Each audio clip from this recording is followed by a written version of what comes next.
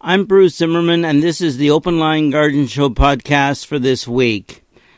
For 25 years now, a book has come out every year, and it is the Toronto Gardener's Journal and Source Book. Don't be fooled by the name. It does sort of include all of Southern Ontario.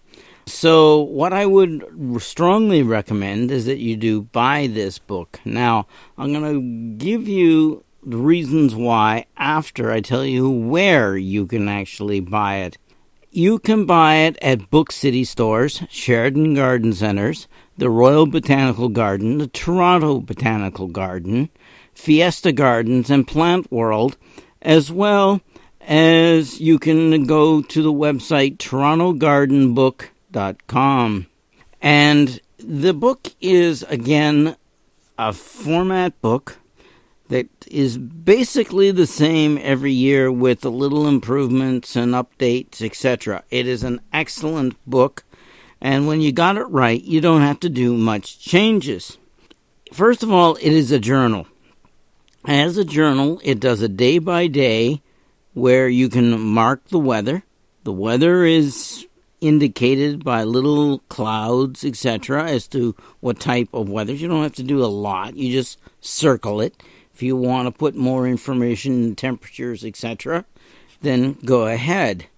They also allow you enough space to print or write certain notes all the way down day by day. And, of course, it's for the entire year. So it's actually a day timer, okay? A day timer for the garden. And on each couple of pages for the week is ideas and tips for what you would want to do this week in the garden.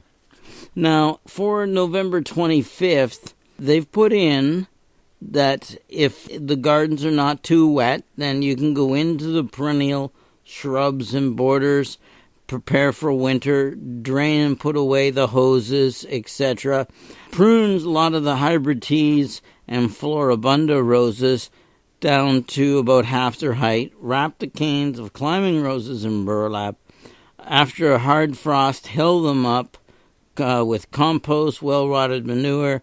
In other words, good practical advice as well for each and every week.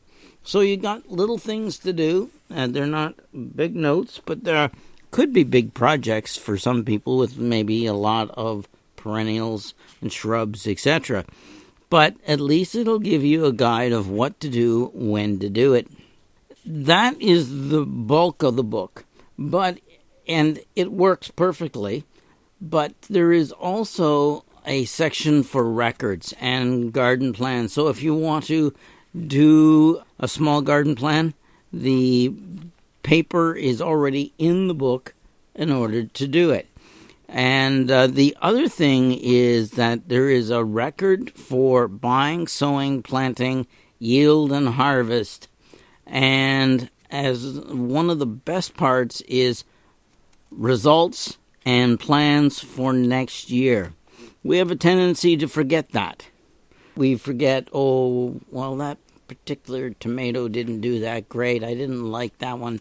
Maybe it was the weather. Maybe it was that particular plant, or I didn't like the taste of that tomato. So it's all in there. You can do that and keep track of all your new plants and make notes under those things. There is a section where you can add photos, but the best section is the delights and disappointments.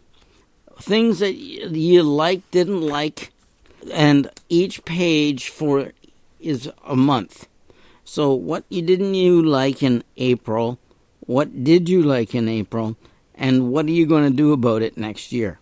So it goes through the entire year with that. There is also a source book here. Now, in the source book, it gives you a lot of different sources for many different things. There's radio shows like mine. There's podcasts like mine. Websites, books, horticultural societies, arborists, master gardeners, organic lawn care, soil testing, suppliers for different types of plants, natural insect controls. They're all in there. If you want a book on design, general gardening, etc., they list them all and give you some of the best there is. Also, specialty gardening for different types of things. What you'll find is Margaret Bennett Alder has been doing this book for 25 years, and she's got it down pretty well.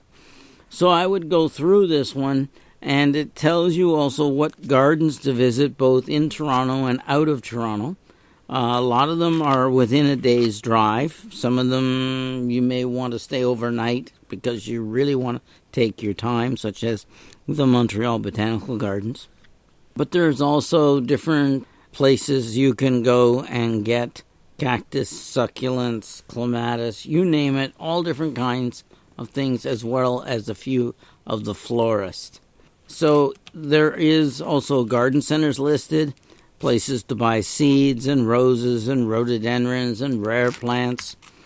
All of this is all included, including rooftop gardening and living walls. There's pick your own fruit. It's covered.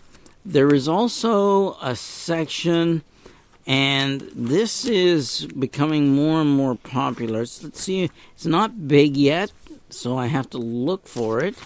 It's a section on where you actually go and relate, in other words, a garden book, which is a cookbook for what you grow in the garden. It's also been put into here as well. So there is also plant-based information. In other words, if you're going to grow it, how do you cook it, how do you store it, how do you prepare it? It's all in here as well. And also places that you can eat that are plant-based. Grocery chains are noted in here. There's some documentaries on Netflix listed on different related products for gardening. Conferences that can be held as well, so they're listed. And they're from almost anywhere from like Orlando, Florida to Toronto. So you've got those as well. So take a look at that and go ahead and order. Please order. This is an excellent book. It is not that expensive. As I recall, it's $25, and the postage and handling is $4.50 for the first book. But what they do is for $4 more, you can send a second book to a different address as well.